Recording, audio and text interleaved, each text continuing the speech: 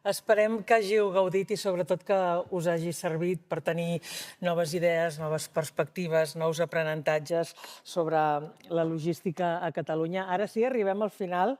Arribem amb la presència del secretari de Mobilitat i Infraestructures de la Generalitat de Catalunya. Demanem que pugi el senyor Manel Nadal, que ens dirigirà unes paraules per cloure aquesta jornada. Gràcies.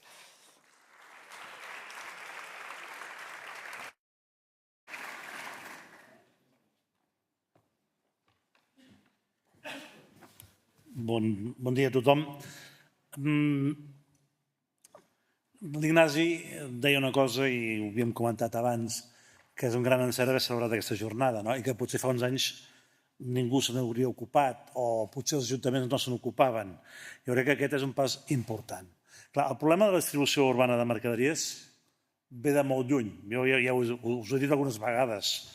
La meva dona és professora de llatí i sempre m'explica que els romans ja la tenien regulada, la distribució urbana de mercaderies. Només es podia fer de nit. De dia no hi havia mercaderies a les ciutats romanes. Per tant, és una problemàtica que ve de molt lluny. Jo de la jornada he tingut un especial interès a seguir-la perquè desconec aquest món. Així com hi ha altres coses que podria parlar amb molta facilitat, d'aquest no conec els problemes fonamentals. Però n'he tret algunes conclusions, algunes els coneixia, però alguns elements que em semblen rellevants, unes consideracions sobre el que heu dit. Primer, sobre el tema de la logística, tenim un gran problema de localització de les infraestructures. Ho ha dit la Carme, però ho ha dit més gent. No són agraïdes. La gent no li agrada tenir una plataforma logística, no li agrada tenir un CIM, no li agrada tenir un logis, no li agrada tenir un aparcament de camions. No sabem on posar aquests magatzems de distribució, aquests hubs de distribució a les ciutats. A la gent no els agrada. Tenim, per tant, un gran problema d'ubicació d'infraestructures. I en el conjunt de Catalunya tampoc sabem on posar les grans plataformes logístiques. O si ho sabem, i ho volem, i ho impulsarem, però et trobes amb dificultats en el territori per tirar-los endavant. Per tant, aquí tenim un primer problema d'afrontar quines infraestructures volem, on les volem i com els implementem. En l'àmbit de Catalunya, la Carme ho ha mig anunciat, estem a punt de fer un acord de govern que segurament sortirà la primera quinzena del mes de juny, sobre l'estratègia catalana de terminals ferroviàries, i decidirem quines són les que pensem que són més importants. Una a l'Empordà, Vilamalla... Estem parlant de les catalanes, del govern de Catalunya, de Cimalsa, a l'Empordà, al Penedès, el Logis Penedès, que hi havia abans, però ara serà una terminal ferroviària, sense logis, sense aquesta cosa que no agrada en el territori, però serà una terminal ferroviària, una a les Terres de l'Ebre, una a Lleida i, finalment, una altra a Portbou, perquè a vegades tenim infraestructures logístiques que no aprofitem i que ens sembla important que utilitzem. Segon element que he extret de les taules rodones i em sembla molt important. Els temes de logística, com moltes altres coses, els hem de resoldre amb la col·laboració de les administracions amb el sector privat. M'ha semblat que es deia molt clarament que a Madrid tot el treball que s'està fent en col·laboració público-privada. Si volem fer localitzacions, si volem decidir on volem els locals, això l'administració sola no ho farà. Ho hem de fer amb col·laboració. Si volem microhubs, si volem aparcaments, ho hem de fer amb la col·laboració pública-privada. Jo crec que això és important. Tercer, ho deia l'Ignasi i ho hem dit de mil maneres. Les persones que es dediquen a la logística són molt importants.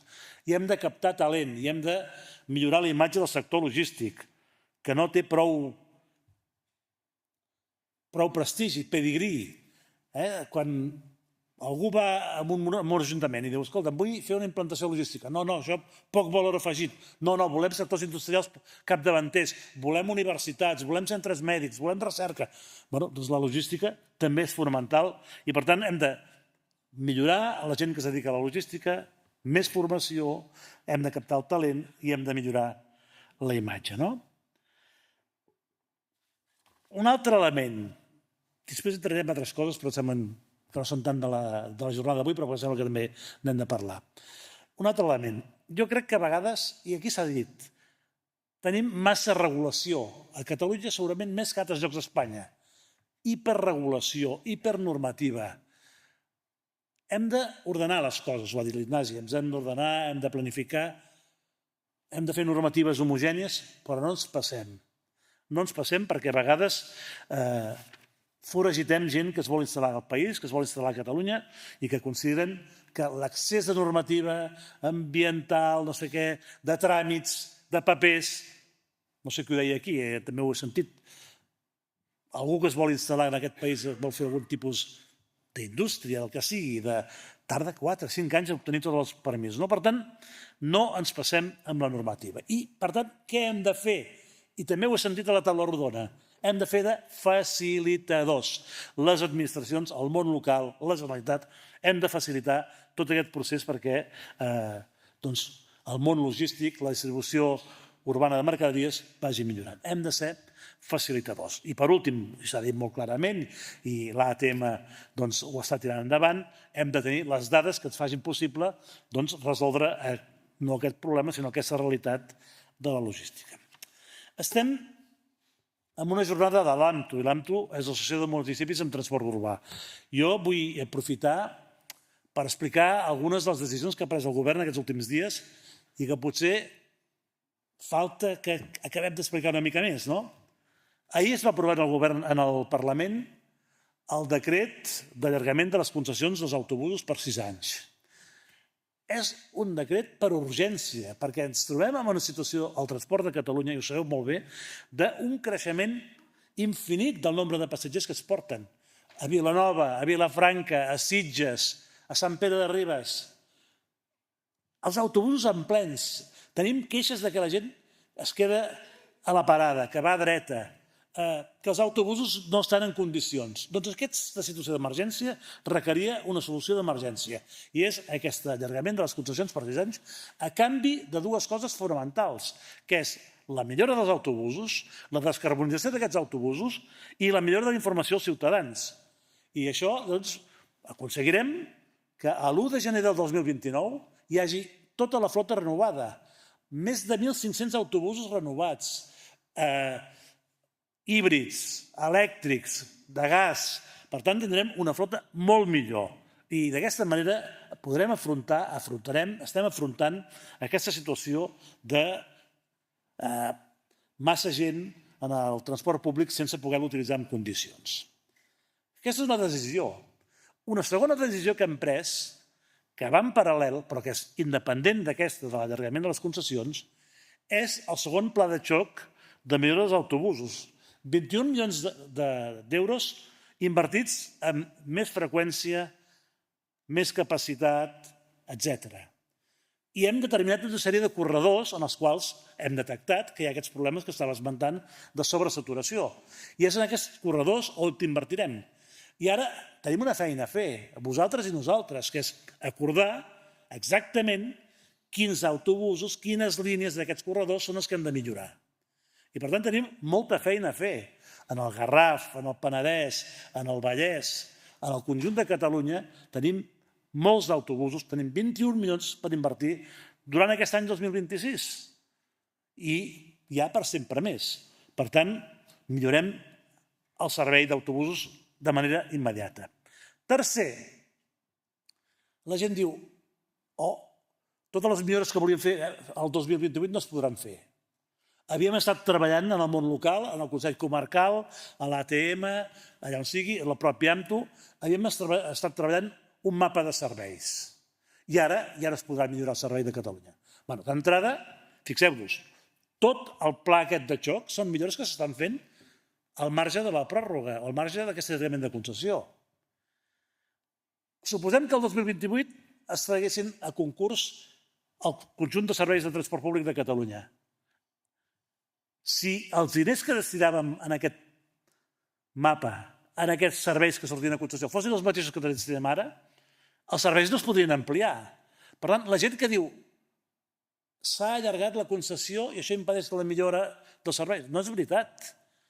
Hem de fer el mapa de serveis, hem de veure quines necessitats tenim i per millorar i incrementar serveis només hi ha una sortida, incrementar els recursos que destinem al transport públic. I això amb allargament de concessió o sense allargament de concessió. De moment ja hem destinat 21 milions d'euros aquest any. Per tant, us convido a ajuntaments, a consells comarcals, al món local, a que continuem treballant aquest mapa de serveis, que des de la Generalitat també tenim una consultoria que ens ha d'acabar de dissenyar el que volem fer, veure quin mapa volem utòpic i a partir d'aquest mapa utòpic, la carta als Reis, amb els recursos que disposem, veure què anem renovant, què anem impulsant i què anem tirant endavant. I també, en algun cas, si hi ha algun servei que no existeix, que no entri en contradicció amb els que hem allargat, es poden fer noves concessions de noves línies, sempre i quan tinguem els recursos. Per tant, allargament de concessió, pla de xoc, mapa de serveis, tenim molta feina a fer per treballar conjuntament. I una referència en el territori on estem, en el Garraf.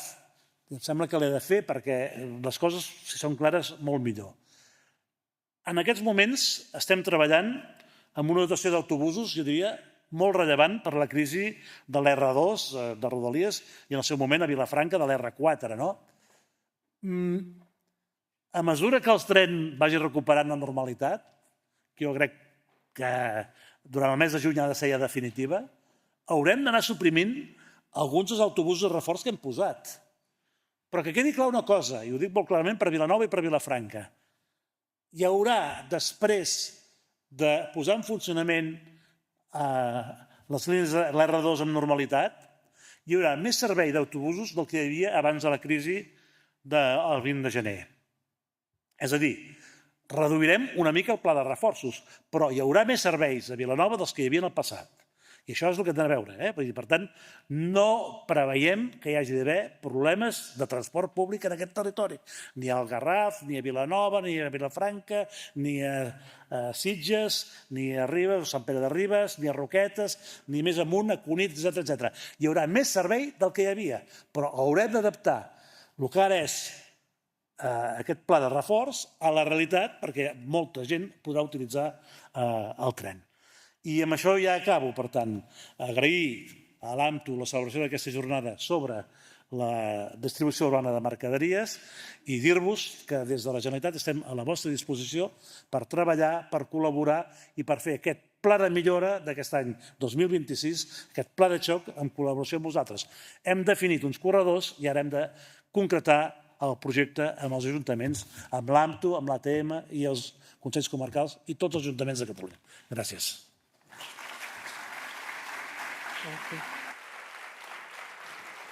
Moltes gràcies, secretari.